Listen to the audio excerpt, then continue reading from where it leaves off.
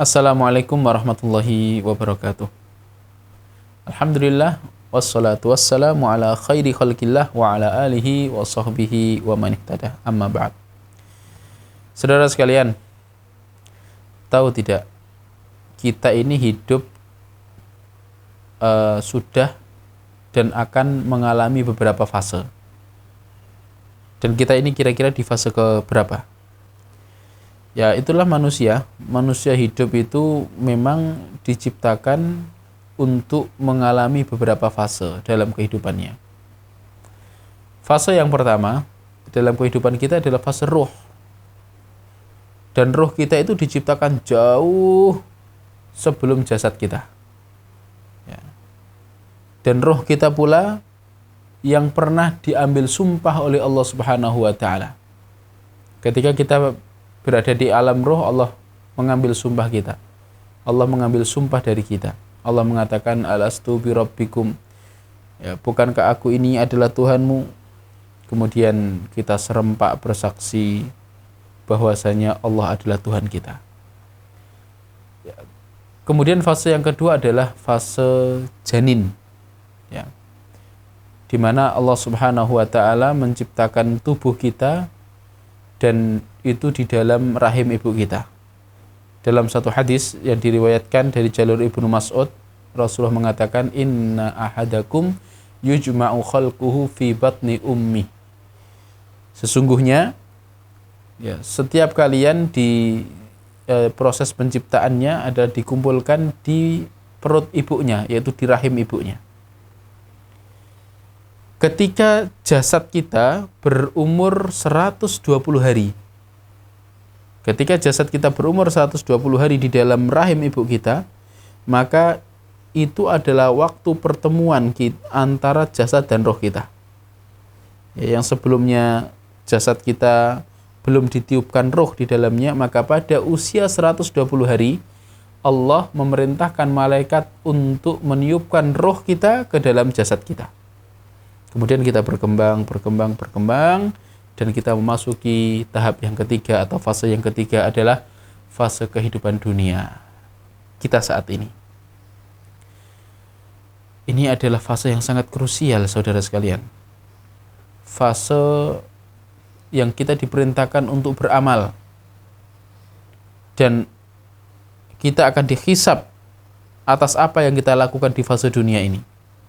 Beda halnya ketika di fase janin, kita belum mukallaf.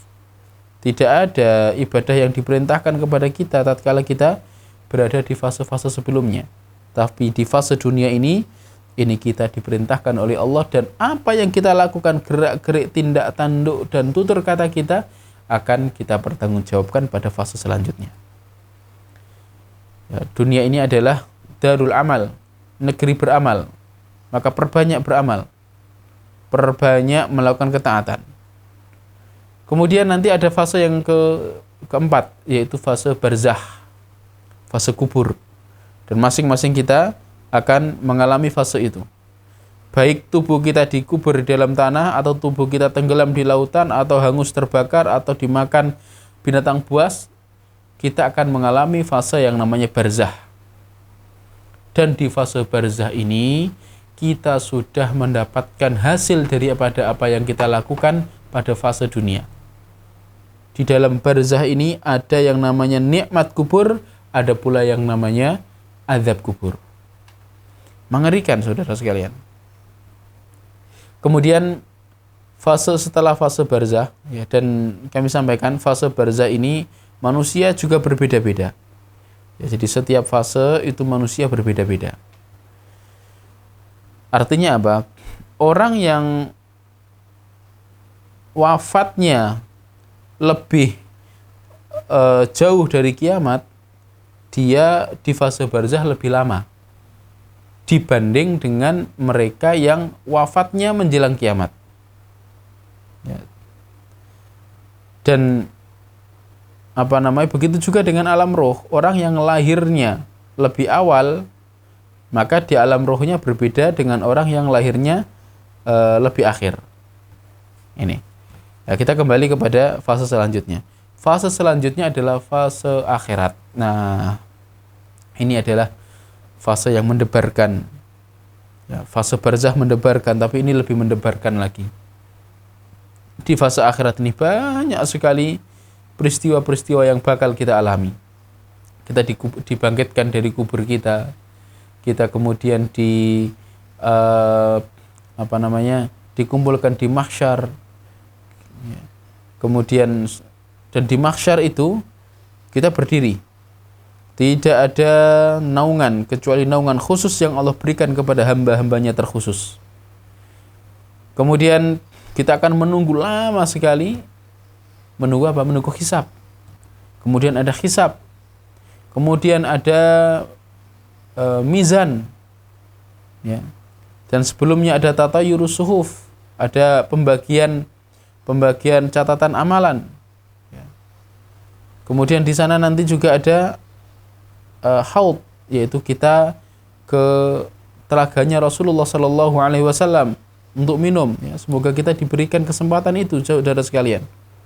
Kemudian kita akan melewati sirat, ya, jembatan yang dibentangkan di atas jahanam. Dan orang berbeda ketika melewati sirat ini. Nah, rinciannya dibahas di pembahasan khusus akidah. Dan manusia berakhirnya kalau tidak di surga maka dia di neraka. Dan orang masuk surga itu beda-beda. Orang masuk surga itu paling tidak ada 3 jenis. Jenis yang pertama adalah, ini kelas yang paling VVIP ini. Jenis yang pertama adalah masuk surga tanpa hisab, tanpa adab. Ya, dan di antara orang yang dijamin masuk surga tanpa hisab, tanpa adab adalah sahabat Ukasyah bin Mihsan. Ini VVIP. Kemudian kelas selanjutnya dihisab dengan hisab yang ringan, kemudian langsung dimasukkan surga tanpa adab. Yang ketiga, ada manusia yang dihisab, diadab, kemudian Allah Subhanahu wa taala angkat dia dan masukkan ke surga. Orang masuk neraka itu juga berbeda-beda. Ada yang masuk neraka sementara. Masuk neraka sementara ini ya orang yang masuk surga jenis ketiga tadi. Di neraka sampai kadar dosanya habis, kemudian akan Allah angkat dan Allah masukkan ke surga. Siapa mereka? Usatul muwahhidin. Ya, orang-orang ahli tauhid namun juga ahli maksiat dan dosanya belum selesai, belum diampuni oleh Allah. Kemudian ada orang masuk neraka jenis kedua, yaitu orang kafir dengan berbagai jenisnya. Ya, orang musyrik, ya syirik akbar, orang munafik nifak akbar, yang mana mereka semuanya belum bertaubat sebelum wafat.